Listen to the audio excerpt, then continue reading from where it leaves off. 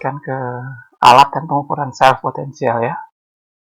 Nah, alat ukur sel potensial sebenarnya sangat simpel sekali. Yang pertama kali adalah kita membutuhkan voltmeter. Voltmeter itu salah satu alat yang digunakan untuk mengukur tegangan, mengukur beda potensial dari dua masukan tegangan ya. Yang pertama, voltmeter ini harus memiliki input impedance yang besar. Hal ini mengandung arti bahwasanya semakin besar input impedance-nya, itu arus yang dilewatkan untuk mengukur voltmeter menjadi semakin kecil, sehingga semakin besar input impedance-nya dibanding dengan impedance yang diukur, itu gangguan dari instrumen ini akan semakin kecil. Kemudian yang kedua, alat ukur SP mestinya dapat membaca beda potensial negatif. Ya, karena apa? Karena SP itu juga memiliki potensial yang negatif. Kemudian yang ketiga, tentu saja dia harus ringkas dan ringan sehingga mudah sekali dioperasikan di lapangan, dan mestinya ya tidak terlalu berat dan simpel ya, karena metode SP ini biasanya butuh berjalan begitu ya dari satu titik ke titik selanjutnya, sehingga diperlukan alat yang ringkas. Nah, kemudian yang kedua itu adalah power spot. Power spot itu apa? Power spot itu digunakan untuk menghubungkan antara kabel dengan tanah ya, kabel dengan tanah, sehingga sebagai konektornya. Nah, kenapa kok tidak menggunakan besi saja? Hal ini karena besi itu akan bereaksi dengan air yang ada di dalam tanah, sehingga besi tadi akan menyebabkan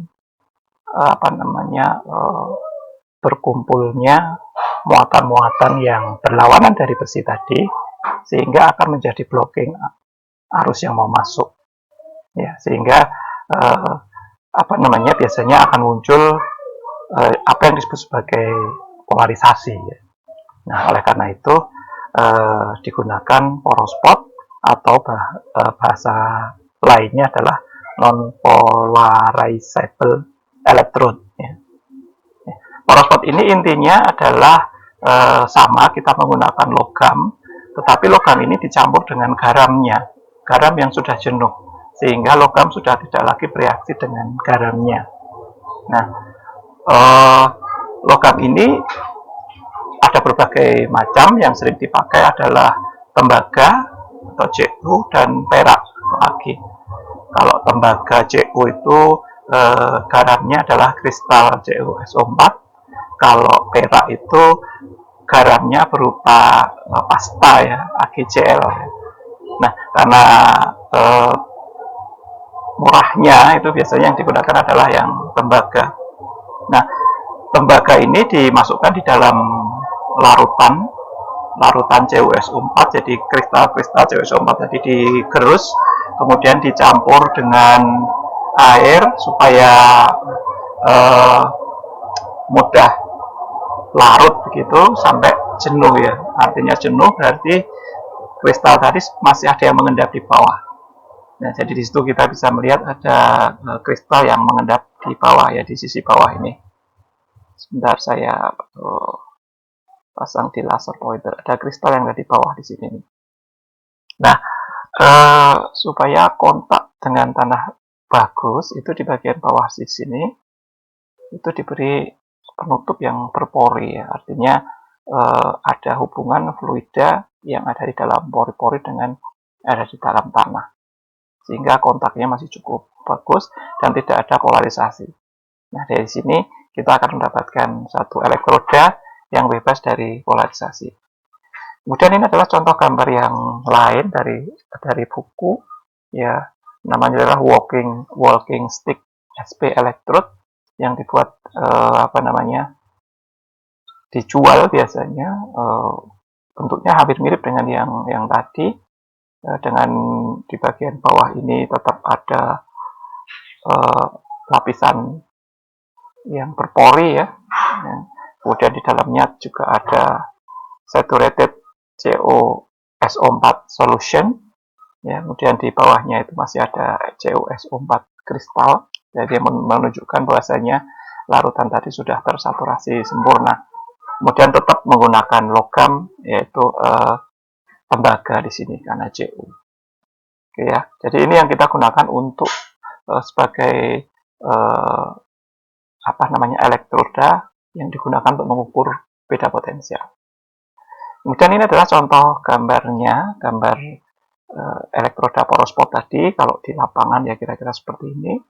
Kondisinya seperti itu, mesti kotor karena campur dengan lumpur.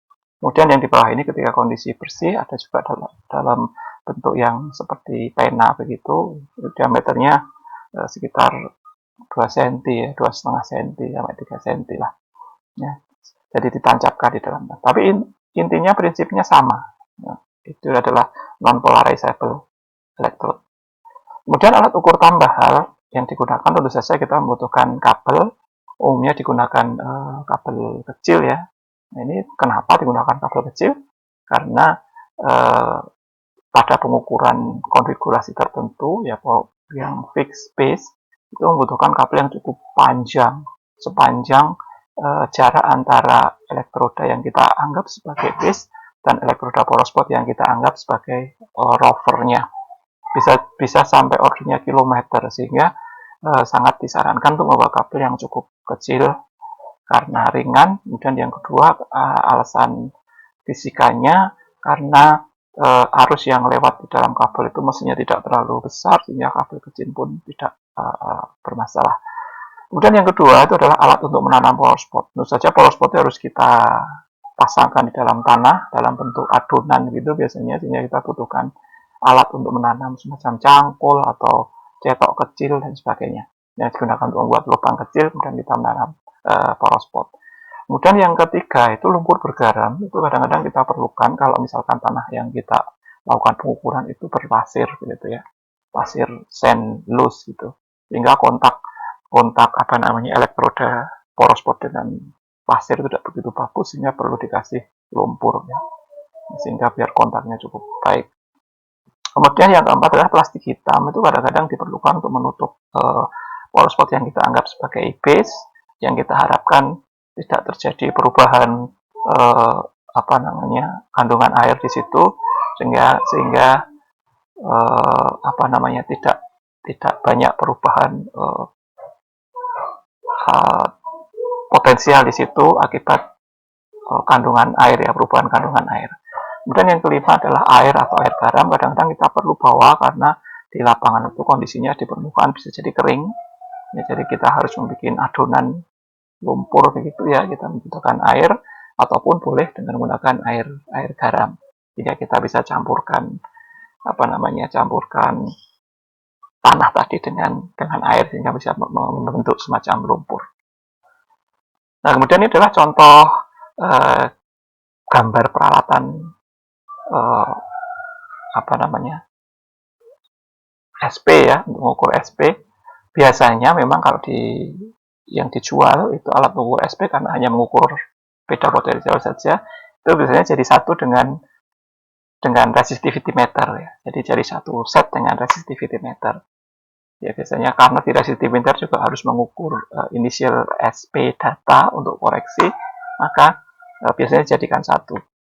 Jadi ini ada beberapa contoh di geofisika, adanya yang ministing ini kelihatannya ada Oyo, kemudian ada Naneura, kemudian ada alat yang dibuat Pak Parwoto, kemudian alat yang dibuat oleh praktikan. Jadi kita punya cukup banyak ya alat-alat untuk mengukur SP ini. Yang tanda kutip adalah resistivity meter. Namun kalau kita ingin melakukan pengukuran SP saja, sebenarnya kita bisa menggunakan voltmeter digital yang cukup baik dengan input impedan yang besar.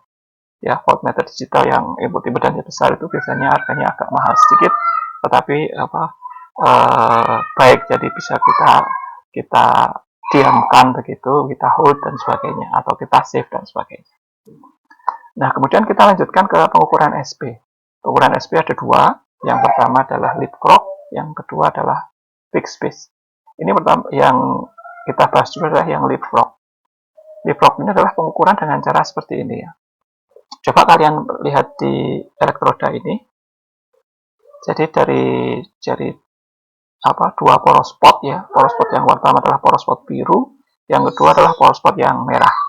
Poros pot yang biru ini dipasang mungkin di kutub negatif dari voltmeter, kemudian yang merah ke kutub positifnya. Nah, jadi pertama kali diukur seperti itu, kita dapatkan beda potensial dV1 katakanlah ya. Kemudian untuk pengukuran selanjutnya, itu yang biru itu melompati yang merah menjadi nomor 3. Jadi biru melompati yang merah jadi nomor 3. Kemudian kita ukur, kita dapatkan dV2. Kemudian selanjutnya itu yang merah melompati yang biru genti. Jadi kayak lompat kodok gitu. 2 ke 4. Kita dapatkan dV3. Dan seterusnya. Ya. Seterusnya saling melompat semacam itu. Nah, dari sini sebenarnya kalau dengan cara seperti ini, kabelnya tidak butuh panjang. Kabelnya hanya butuh sepanjang dipol itu tadi saja. Sepanjang jarak antara power spot 1 dan power spot 2. 1, 2, gitu jaraknya berapa, misalkan jaraknya kita tentukan 20 meter, maka kita hanya membutuhkan kabel 10-10 saja. Dengan voltmeternya dari tengah. Sehingga saling berjalan melompat begitu. Nah, ini cukup efektif, terutama untuk area yang 1 kali sapu gitu ya. 1 kali sapu itu cukup efektif. Tetapi dengan efektifnya ini nanti prosesnya jadi lebih complicated. Kenapa? Mungkin bisa dipikirkan nanti ya. Kenapa? Karena yang kita ukur ini adalah beda potensial atau dV. Padahal yang kita inginkan adalah potensial di titik itu. Jadi bukan dV tetapi V di titik itu. Jadi saya ingin tahu potensial di titik 1, 2, 1, 2, 3, 4, 5. 1, 2, 3, 4, 5. Jadi yang kita inginkan adalah kita mengetahui posisi nilai potensial di titik-titik itu tadi. Padahal yang kita ukur itu bukan potensial, tetapi beda potensial. Nah, nanti kita coba cari tahu bagaimana caranya menghitung ini ya. Kemudian yang kedua adalah fixed space. Fixed space ini standar, jadi kita harus butuh 2 sapuan di sini. Satu elektroda power spot kita anggap sebagai base, kemudian elektroda yang lain itu sebentar ya, itu bergerak ya dari 1, 2, 3 ke titik selanjutnya. Sebentar ya.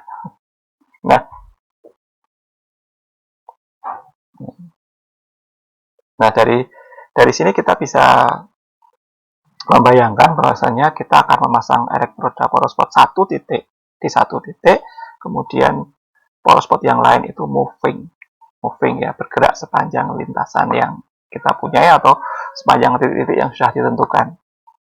Nah, dari sini kita bisa bayangkan, misalkan survei kita itu panjang sejauh 1 kilo, berarti kita membutuhkan kabel ya 1 kilo itu tadi. Oh ya, biasanya dipasang di base, instrumen voltmeter tadi bergerak bersama-sama dengan kabel. Sehingga kita butuhkan kabel yang cukup panjang karena base-nya diam. Nah, tapi kalau dengan cara seperti ini, walaupun yang diukur tetap dV, tetapi potensial di base itu kita anggap tetap. Ya, sehingga potensial di nomor yang terukur di dV nomor 1, dV nomor 2, dV nomor 3, itu bisa kita katakan adalah potensial di titik itu.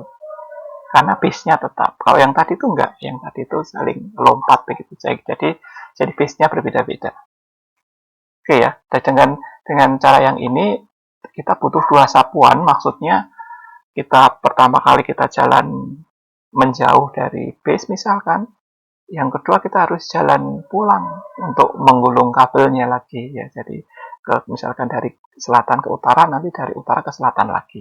Kalau yang leapfrog tadi tidak, saling melompat saja, utara ke selatan sudah selesai, tidak perlu ke utara lagi, kita cari lintasan yang lain. Kalau ini harus bolak-balik. Nah, biasanya yang fixed base ini cocok untuk daerah-daerah yang harus kembali ke camp. Jadi misalkan saja pengukuran di gunung api itu mulai dari kakinya, kemudian naik sampai atas, kemudian turun lagi, karena jalannya ya cuma itu. Ya, kemudian kita yang dibutuhkan harus kembali ke camp, ini sangat bagus sekali. Oke ya. Kemudian selanjutnya ini adalah contoh gambar lapangan, saya ambil dari internet. Contohnya kira-kira semacam itu saja. Kalau surveinya berupa lintasan lurus ya kita pasangkan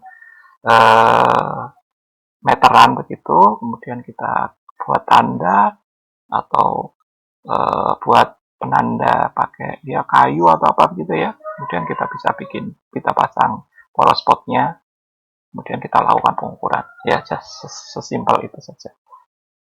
Tapi biasanya kalau menggunakan fixed base itu kita butuhkan koordinasi kabel yang cukup bagus karena supaya aman, tidak disangkut oleh siapa gitu. Kemudian kita cobakan diamankan begitu istilahnya kabelnya. Nah, ini adalah contoh data lapangan. Jadi yang kotak-kotak hitam ini adalah data terukur leapfrog. Ya, ini adalah nilai 0 di sini. Sehingga nilainya relatif naik turun. Kenapa kok bisa naik turun? Kenapa kok bisa naik turun? Itu karena posisi elektroda poros spot yang kita gunakan tadi itu terbolak-balik begitu. Ya, anggap medan E itu berasal dari kiri ke kanan. Nah, kalau ukurnya itu saya balik-balik begini, otomatis akan jadi plus minus ya nilai beda potensialnya. Karena misalkan yang di sini rapat arus itu bergerak medan E ya, medan itu bergerak dari sini ke sini, ada dari kiri ke kanan begitu, dan gini tegangannya lebih tinggi mestinya. Kalau seperti ini berarti ini dikurangi ini ketemunya minus, tapi kalau dibalik jadi ini dikurangi ini ketemunya positif ya begitu. Nah, tapi kemudian kita olah sehingga kita bisa mendapatkan potensial di titik itu. Caranya seperti apa? Caranya dengan menggunakan rekurensi ya. Jadi rekurensi coba kalian coba hitung sendiri. Nanti kita bisa diskusikan lebih lanjut bagaimana cara menghitung rekurensi dari data leapfrog ini. Sehingga kita dapatkan potensial di titik itu. Ya, bukan beda potensi, tapi potensial di titik itu. Nah, kemudian yang kedua ini adalah pengukuran dengan menggunakan fixed base ya. Karena penggunaan fixed base itu base-nya konstan, yang bergerak hanya elektroda rover saja, maka kita akan mendapatkan langsung nilai potensialnya di situ. Kita mendapatkan langsung potensial di situ. Ya, dibandingkan dengan potensial sebenarnya hanya cuma shifting saja. Karena apa? Karena potensial di fixed base itu kita anggap 0. Yang sebenarnya tidak 0, kita anggap 0 sehingga hanya shifting saja, bisa ke bawah bisa ke atas. Jadi kalau menggunakan fixed base kita langsung mendapatkan nilai potensial di titik